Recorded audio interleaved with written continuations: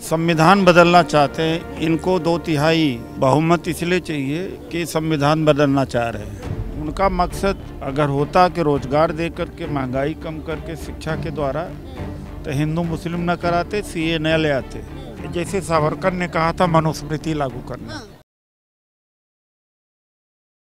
CAA आने के बाद जो है लगातार विपक्ष जो है वो हमलावर है बीजेपी पे। डॉक्टर उदित राज हमारे साथ हैं। विरोध क्यों किया जा रहा है उदित जी? विरोध इसलिए किया जा रहा है कि संविधान बदलना चाहते हैं। इनको 2/3 बहुमत इसलिए चाहिए कि संविधान बदलना चाह रहे हैं। तो पहले भी इन्होंने कहा, विवेक देबरॉय ने कहा था और गोलवलकर ने भी कहा। आरएसएस ने 52 साल तक तिरंगा को अपनाए नहीं, भगवा झंडा चाहते थे। इसलिए हम इनका विरोध कर रहे हैं। और जो 400 नारा दिया है इन्होंने प्राप्त करने का, और खुद अपने मुंह से कहा, इनके 6 साल के एमपी कैबिनेट मिनिस्टर अनंत कुमार हेगड़े ने कहा कि हमें मेजॉरिटी इसलिए चाहिए कि आइन बदलना है, संविधान बदलना है। तो उसके विरोध में आज हमने प्रदर्शन सांकेतिक रूप से किया है। क्या लगता है, संशोधन तो जो पहले भी हुए हैं, अगर बात करें संविधान के, नहीं, वो संविधान बदलने की बात कर रहे हैं। संशोधन नहीं, बदलने की बात कर रहे हैं। इन संविधान को तो स्वीकार किया ही नहीं उन्होंने कभी। तो आपको क्या लगता है कि बदलने की जो बात कर रहे हैं, कैसा संविधान जो है वो बीजेपी चाह रही है? बदल देंगे। ये जैसे सावरकर ने कहा था मनुस्मृति लागू करना। तो एक उन्होंने, सावरकर ने भी कहा था कि मुसलमान ईसाई इस देश में रह सकते हैं, वोट का अधिकार नहीं होना चाहिए, क्योंकि उनका मातृभूमि तो है लेकिन पुण्य भूमि नहीं है।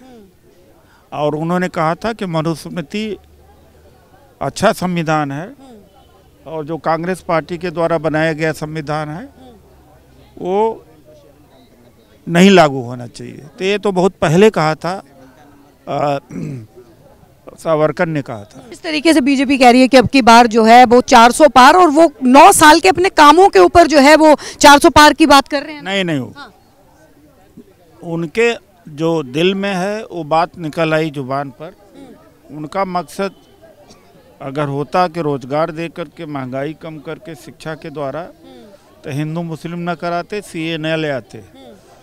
वो इन्हीं आधारों के ऊपर चुनाव लड़ रहे हैं। उन्हें मालूम है कि उनके डेवलपमेंट से या उनके रोजगार से या उनकी नीतियों की वजह से लोग, या विकास की वजह से लोग नहीं वोट देंगे। प्रस्ताव तो 2019 में रख दिया गया था सीएए का, उस वक्त क्यों नहीं कांग्रेस ने विरोध किया? सीए तो भाई अब चुनाव आ गया तो लागू किया आपने। क्यों 2019 में जब प्रस्तावित था तो 20 में, 21 में, 22 और 23 क्या कर रहे थे? अब ये ध्रुवीकरण करना है। खासतौर से इसका बंगाल और असम में प्रभाव पड़ेगा।